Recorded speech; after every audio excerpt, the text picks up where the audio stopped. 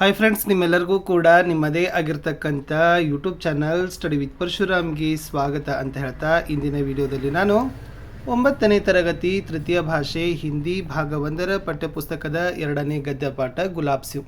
So ಈ ಪಾಠದ ಅಭ್ಯಾಸ ಪ್ರಶ್ನೋತ್ತರಗಳನ್ನು ನೋಡೋಣ. ಆಲ್ರೆಡಿ ನಾನು 9ನೇದವರಿಗಾಗಿ ಕನ್ನಡ ಆಗಿರ್ಬೋದು, ಇಂಗ್ಲೀಷ್ ಆಗಿರ್ಬೋದು, ಹಿಂದಿ, ಸೈನ್ಸ್ ಮತ್ತು SS ಈ ಎಲ್ಲ ವಿಷಯಗಳ ಪ್ರಶ್ನೋತ್ತರಗಳ ವಿಡಿಯೋಗಳು ಬರ್ತಾನೆ ಇರ್ತವೆ. ಸೊ ಇಷ್ಟೇ ಅಲ್ಲದೆ LBಗಳನ್ನು ಹಾಕ್ತಾ ಇದ್ದೀವಿ. FA SC ಎಕ್ಸಾಮ್ ಫುಲ್ ಕಂಪ್ಲೀಟಾಗಿ ನಿಮಗೆ ಗೈಡ್ ಮಾಡ್ತಾ ಇದ್ದೀವಿ. ಅವುಗಳ ಬೆನಿಫಿಟನ್ನು ತೊಗೊಂಡು ಲೈಕ್, ಶೇರ್ ಮತ್ತು ಸಬ್ಸ್ಕ್ರೈಬ್ ಮಾಡೋದನ್ನು ಮಾತ್ರ ಮರೆಯದಿರಿ ಅಂತ ಹೇಳ್ತಾ 9th ಹಿಂದಿ ಪಾಠ 2 ಗುಲಾಬ್ ಸಿವ್ ಪಾಠದ ಪ್ರಶ್ನೋತ್ತರಗಳು. फर्स्ट विदा कहानी, लेखिका सुभद्रा कुमारी चौहान. पाठ का आशय है देशभक्ति, त्याग, बलिदान, भाई बहन का प्रेम, प्रजा की जिम्मेदारियां, कर्तव्य आदि का चित्रण इस कहानी में है. झंडा स्वतंत्रता के संकेत के रूप में दिखाया गया है. लेखिका परिचय. लेखिका सुभद्रा कुमारी चौहान, जन्म वर्ष 1904, जन्मस्थान प्रयाग यूपी में. विशेषता 15 वर्ष की आयु में प्रथम काव्य की रचना की थी. ये राष्ट्रीय आंदोलन में भाग भी लिए थे. इनकी प्रसिद्ध कविता झांसी की रानी, कविता संकलन त्रिधारा मुकुल, कहानी संग्रह बिखरे मोती उन्मादिनी, पुरस्कार सेक्सरिया पुरस्कार. अभ्यास. मुख्य प्रश्न 1. एक वाक्य में उत्तर लिखिए. पहला प्रश्न था, किस कारण से बालक का खाना बंद कर दिया गया? उत्तर है, बालक बीमार पड़ा था, इस कारण खाना बंद कर दिया गया. प्रश्न 2. बहन ने भाई को क्या खिला दिया? बहन ने भाई को गुड़ और चना खिला दिया. प्रश्न 3. शहर में क्यों आतंक छा गया? बादशाह का हुक्म था कि जुलूस न निकले, इस कारण से आतंक छा गया था. प्रश्न 4. थाली में क्या जल रहा था? थाली में एक दिया जल रहा था. प्रश्न 5. झंडा किससे बना? उत्तरे, झंडा बहन की पुरानी ओढ़नी से बनाया गया. छठा प्रश्न, बहन ने क्या थाम लिया? उत्तर, बहन ने झंडा थाम लिया. मुख्य प्रश्न 2. 2-3 वाक्यों में उत्तर लिखिए. भाई को बहन कैसे विदा करती है? उत्तर, बहन ने अपने भाई के माथे पर तिलक लगाया, चावल बिखराए, भाई की आरती उतारी. तब छोटे भाई ने बहन के पैर छुए, बहन ने भाई के सिर पर हाथ फेरा, बलैया ली. इस प्रकार भाई को बहन ने विदा किया. प्रश्न 2. भाई को गिरते देखकर बहन ने क्या किया? उत्तर है, भाई को गिरते देखकर बहन तुरंत उसकी ओर दौड़ पड़ी.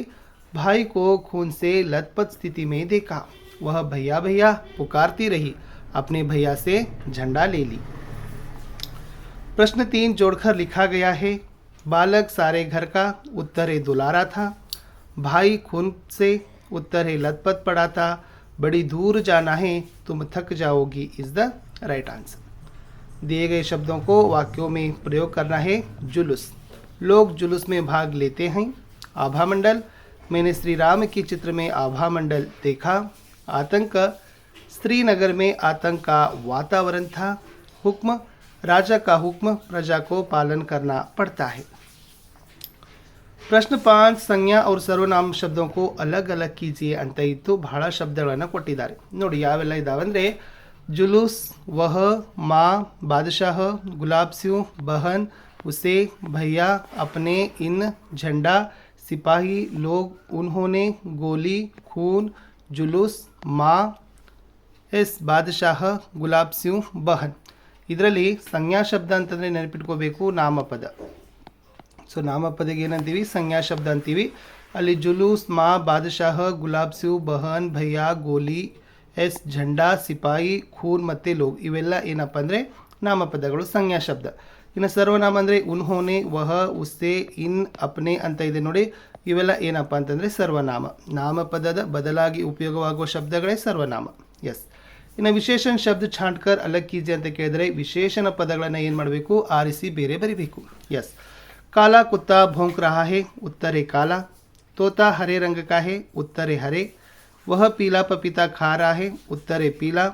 सुंदर लड़की खूब गाती है, उत्तर है सुंदर. अनुरूपता शब्द त्रिधारा कविता बिखरे मोती कहानी. रानी, राजा, बेगम, बादशाह. अंगूर फल है, गुलाब फूल है. दिया, दीप, पताका, ध्वज. अन्य लिंग शब्द लिखा गया है. बादशाह, बेगम. लेखक, लेखिका, देवता, देवी. राजा, रानी, माता, ಪಿತಾ ಬಹನ್ ಭಾಯ್. ಇನ್ನು ಅನ್ಯವಚನ ರೂಪಗಳಿದ್ದಾವೆ. झंडा झंडे, दरवाज़ा दरवाजे, ओढ़नी ओढ़नियाँ, कहानी कहानियाँ, डंडा डंडे, थाली थालियाँ. दो समानार्थक शब्द लिखना है. ಸಮೀಪ ಅಂದರೆ ಸಮೀಪ, ಬಳಿ ಅಂತ ಇದರ ಅರ್ಥ, ಹತ್ತಿರ. ಅದಕ್ಕೆ ಇರ್ತಕ್ಕಂಥ ಸಮಾನಾರ್ಥಕ ಪದಗಳು ಪಾಸ್, ನಿಕಟ.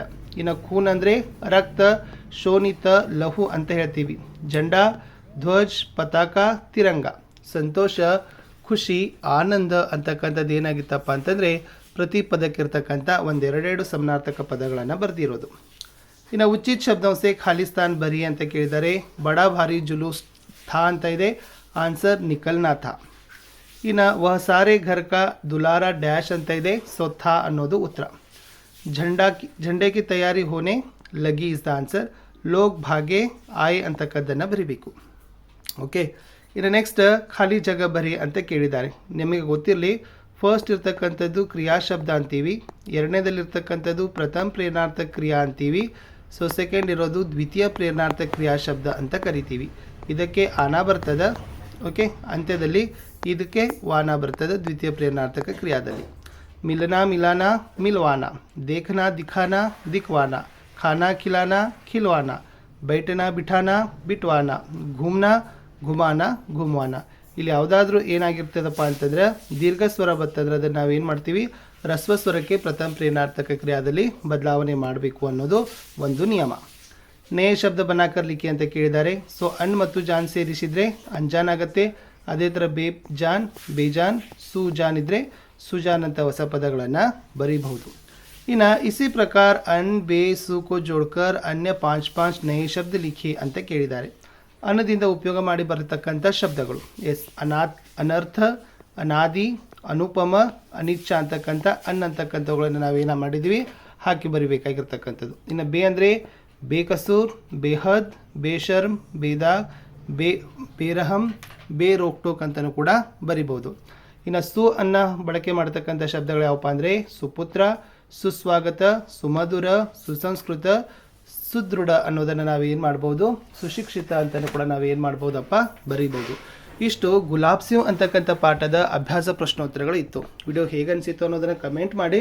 ಮತ್ತು ಬೇರೆ ಯಾವ ವಿಷಯದ ಪಾಠಗಳು ಬೇಗ ಬೇಕು ಅನ್ನೋದನ್ನು ನೀವು ಹಾಕಿದರೆ ಸೊ ನಾವು ಖಂಡಿತವಾಗಿ ಅವೆಲ್ಲವುಗಳನ್ನು ಲೈನ್ ಅಪ್ ಮಾಡ್ತೀವಿ. ಇಲ್ಲಿಯವರೆಗೆ ವಿಡಿಯೋ ವಾಚ್ ಮಾಡಿದ್ದಕ್ಕೆ ಧನ್ಯವಾದಗಳು. ನಮ್ಮದೇ ವಾಟ್ಸಪ್ ಚಾನಲ್ ಇದೆ, ಟೆಲಿಗ್ರಾಮ್ ಗ್ರೂಪ್ ಇದೆ, ಲಿಂಕನ್ನು ವಿಡಿಯೋದ ಡಿಸ್ಕ್ರಿಪ್ಷನ್ ಬಾಕ್ಸ್ನಲ್ಲಿ ಕೊಟ್ಟಿದ್ದೀನಿ. ಅವುಗಳಿಗೆ ಬಂದು ಜಾಯ್ನ್ ಆಗೋದ್ರಿಂದ ನೀವು ಫಸ್ಟಾಗಿ ವಿಡಿಯೋಗಳನ್ನು ನೋಡ್ತೀರಿ. ಆಮೇಲೆ ನಿಮಗೆ ನಾವು ಹಾಕ್ತಕ್ಕಂಥ ವಿಡಿಯೋದ ನೋಟಿಫಿಕೇಷನ್ ನಿಮ್ಗೆ ಏನಾಗ್ತದಪ್ಪ ಅಂದ್ರೆ ಬರ್ತದೆ. ಇಷ್ಟಿತ್ತು ಈ ವಿಡಿಯೋದಲ್ಲಿ ಅಂತ ಹೇಳ್ತಾ ನಾನು ಸಿಗ್ತೀನಿ ಹೊಸದಾಗಿರ್ತಕ್ಕಂಥ ಇನ್ನೊಂದು ನಿಮ್ಮ ಅಚ್ಚುಮೆಚ್ಚಿನ ಪಾಠದ ಪ್ರಶ್ನೋತ್ತರದಲ್ಲಿ. ಅಲ್ಲಿಯವರೆಗೆ ಬಿಗ್ ಎಸ್ ಬಾಯ್.